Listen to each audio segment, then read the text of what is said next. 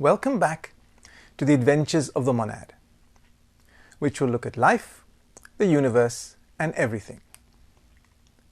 My name is Kazim Kamal-ur-Rahim. In this series, I ask the question, where do we come from, who are we, and where are we going? I post one presentation a week. Please subscribe to my website and hit the bell icon for notifications of future videos. You can also leave comments and join in forum discussions on my website.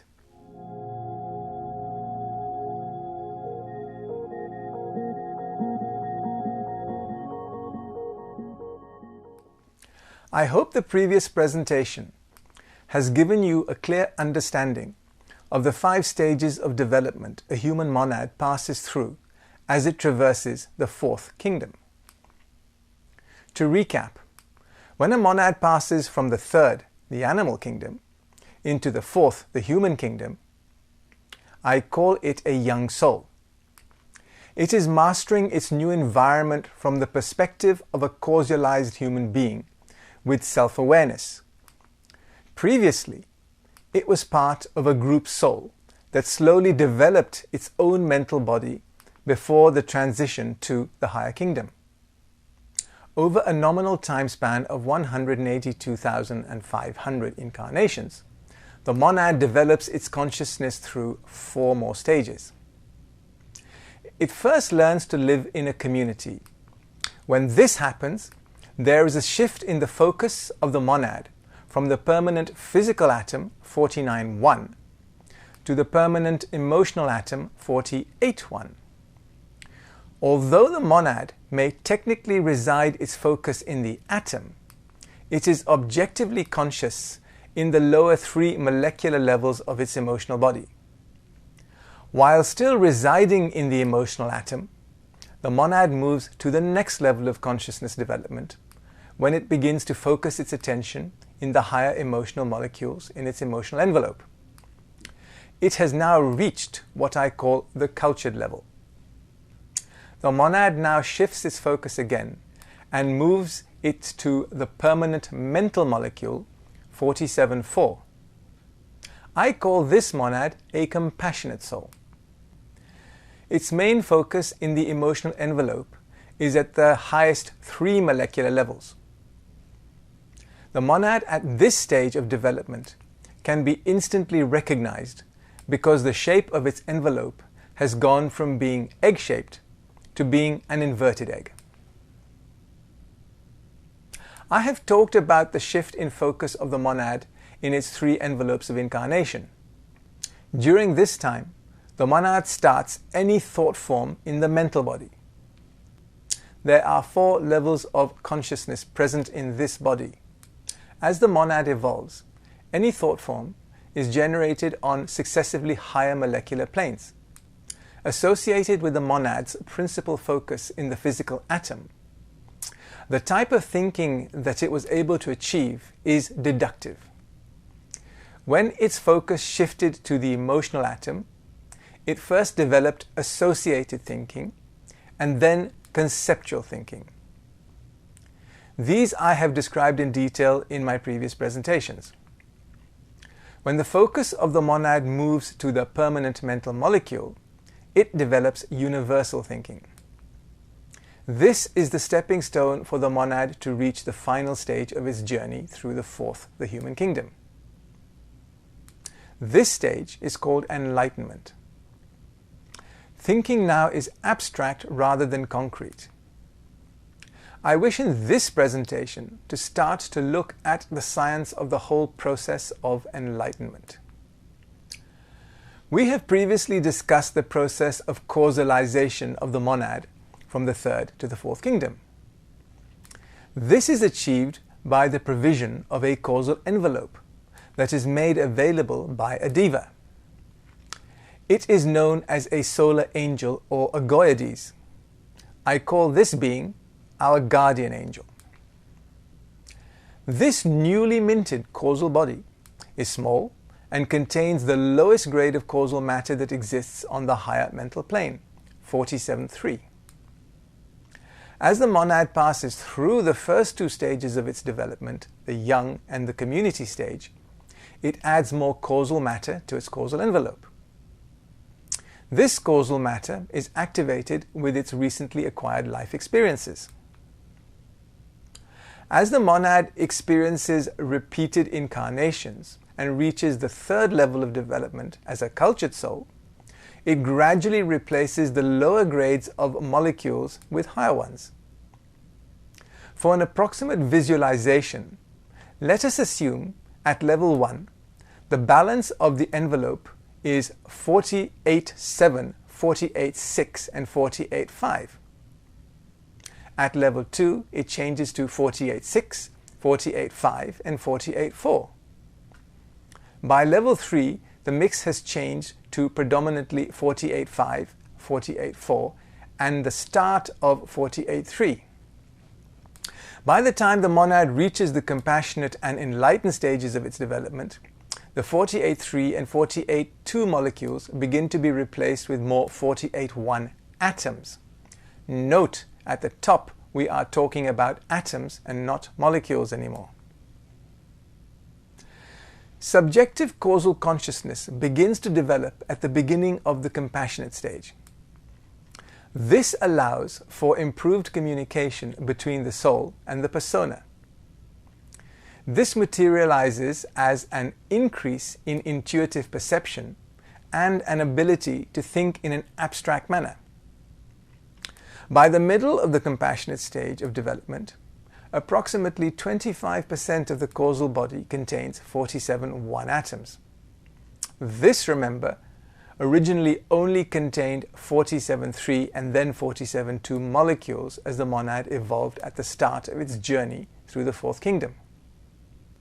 At enlightenment, the monad has increased the atomic content of its causal body to approximately 50%. Objective causal consciousness is achieved when the lower causal body, the persona, merges with the higher causal body. When the monad graduates from the human kingdom and moves its focus to the 46.1 atom, the causal body contains only 47.1 atoms. Where have all the 47.3 and 47.2 molecules gone? There they were, doing sterling service, storing our memories and our gained knowledge and wisdom. Why should we cast them adrift? Is this not mean? Well, when the level of our acquired causal memories were stored in those molecules, they were providing us with a service, behaving like a memory drive. In this case, the drive was a spinning disk, and you know how reliable they are. Moving those memories to the 47.1 atom is equivalent to upgrading your storage to a solid-state drive. The old mechanical disks are not discarded. They have had their internal mechanicals improved by our causal bodies. They migrate back into the general mass of causal matter that exists in the greater causal world to continue their evolution as secondary matter. Remember, they are involving into denser forms of matter, just as the human monad is evolving into more refined states of matter. The term enlightenment is often taken to mean the final achievement of spiritual growth. This is not the end of the journey of the monad. Far from it. However, in esoterics, the word enlightenment has two applications. The first use applies to the illumination of the persona by the light of the soul. This occurs at the third initiation.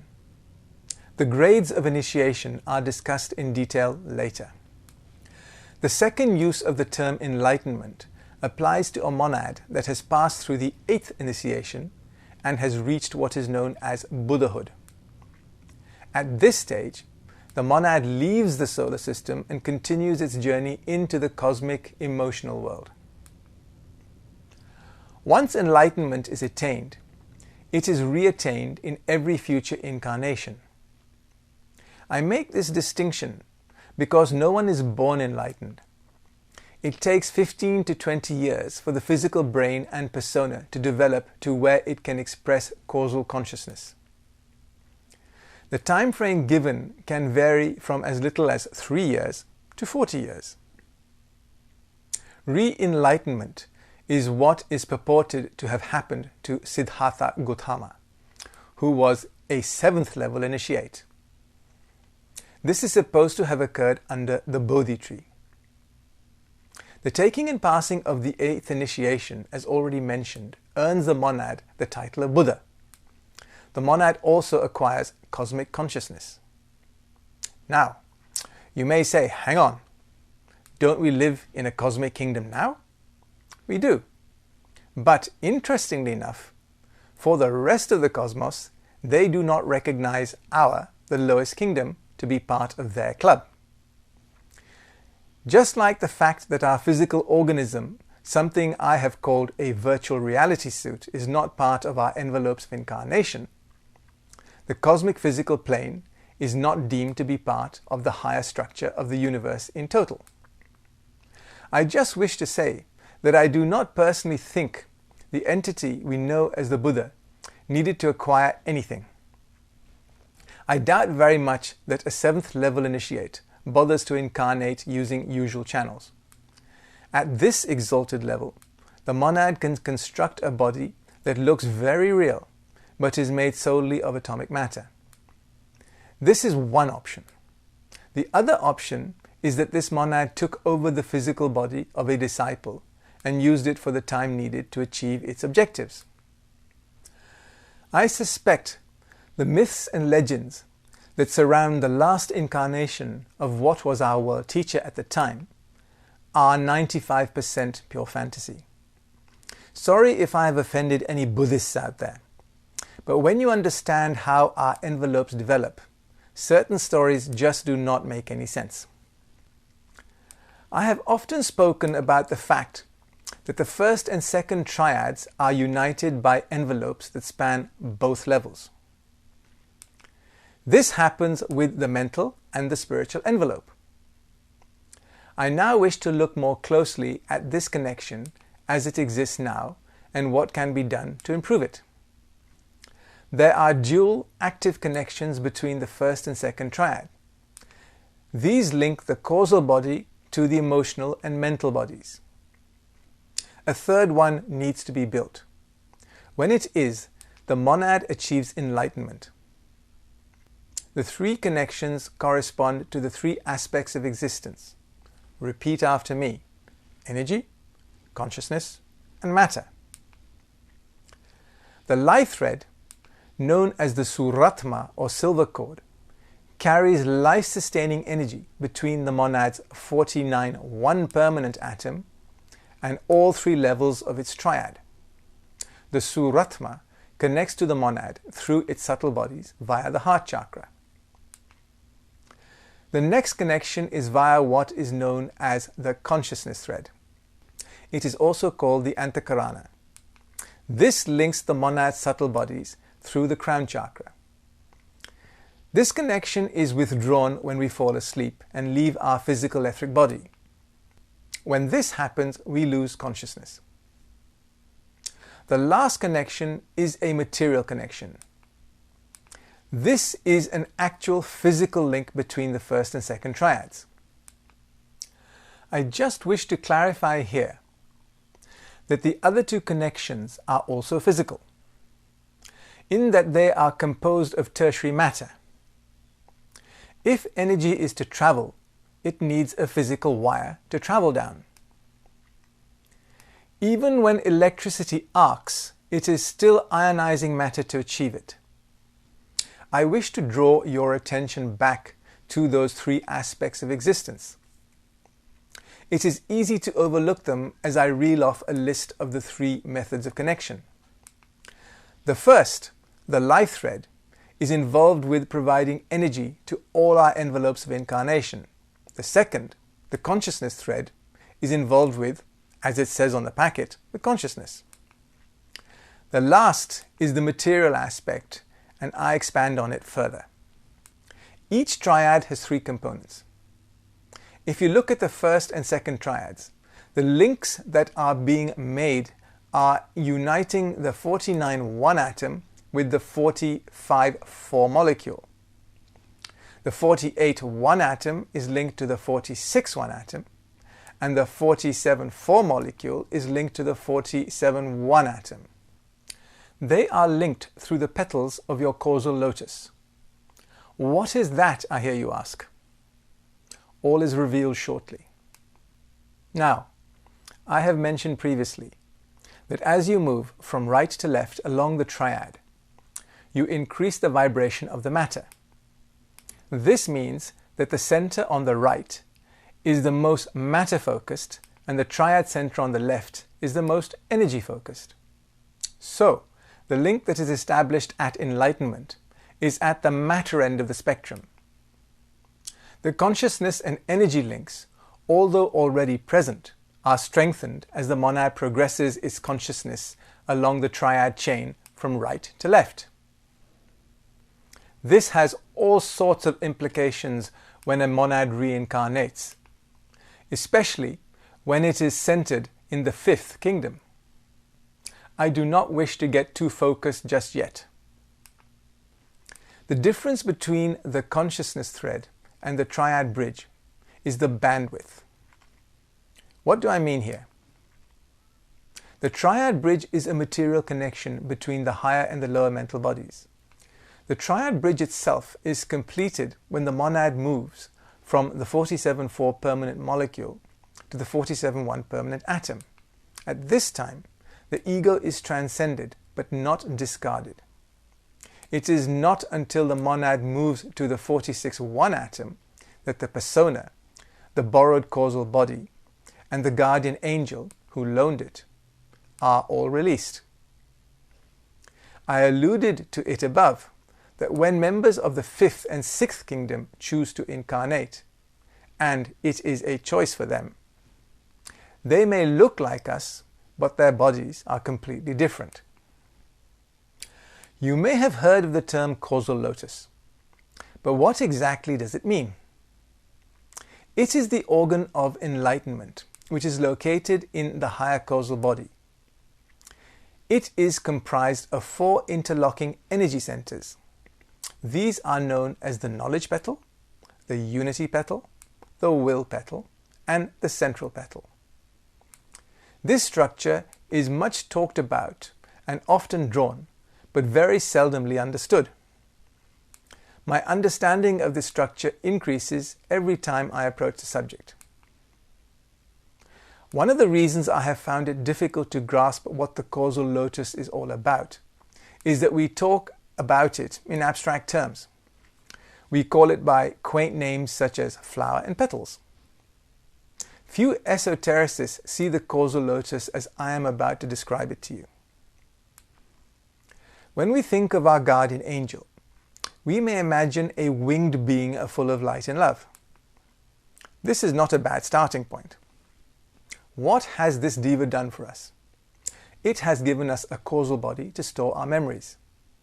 This allows us to develop our consciousness, individuality, sense of self, and our willpower. However, now I am suddenly talking about a causal lotus, and this somehow is linked to this causal envelope. What is the link? The envelope itself is made up of tertiary matter. The abstract thoughts that are activated from within this structure are made from elemental essence or secondary matter. So what is the lotus? I have just said that it is composed of 4 centers. In fact, each of these centers is itself made up of 3 petals. These petals are in fact 12 solar divas. Not 1, but 12. Each solar diva represents a petal. At first I found this shocking, as I thought of the causal lotus as some kind of material structure. It is. But remember, the 3 famous components that make up everything in this universe: energy, motion, consciousness, and matter. The devas specialize in manipulating matter, and I suspect the petals themselves are made up from tertiary matter. but residing in the heart of each petal is a solar diva. So, if you have these 12 solar divas, who is your guardian angel?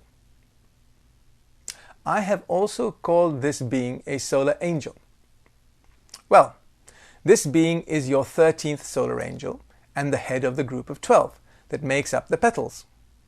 It focuses its consciousness in one of the 12 petals relating to the level of consciousness you are functioning at in your evolutionary development. Notice a pattern here. The first is that what you think of as a single entity, not a deity in this case, but your guardian angel, is in fact a collective of beings. This is why I said in one of my first presentations that God was not an individual, but a collective. I hope you have also come to see that you, although a single monad, operate in a series of envelopes that make you more like a collective as well. Here is another perfect example of a single, more advanced monad controlling a collective of other monads. The second pattern I wish to draw to your attention is the imagery of 12 plus 1. Remember the Gnostic imagery of Jesus and his 12 disciples? Well, now you know where that imagery comes from.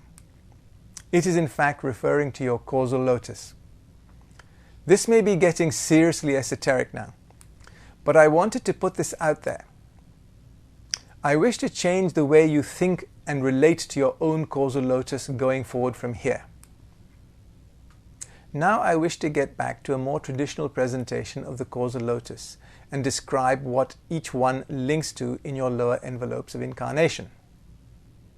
The knowledge petal links your 47-4 molecule, which is your permanent mental molecule, to your 47-1 atom. This is your permanent mental atom. The unity petal links your permanent emotional atom, 48-1, to the 46-1 permanent atom in your unity body. At the lower stages of your evolution into the human kingdom, you may not even have built out your unity body yet. However, there is a solar diva waiting to assist you as and when you are ready. The will petal links the permanent physical etheric atom, 49-1, to the 45-4 permanent molecule. Lastly, the central petal enables a monad to move up into the 47-1 permanent atom at the third initiation, I3, and then into the 46-1 permanent unity atom when you take the fourth initiation, I4. I think I've given you quite enough to ponder in this presentation. In the next installment, I'm going to talk through the 4 main phases of enlightenment. I then go on to talk about each one of the 4 centers of the causal lotus in detail. If you wish to read a transcript of the presentation or leave a comment, links to my website are in the description box below. Thank you.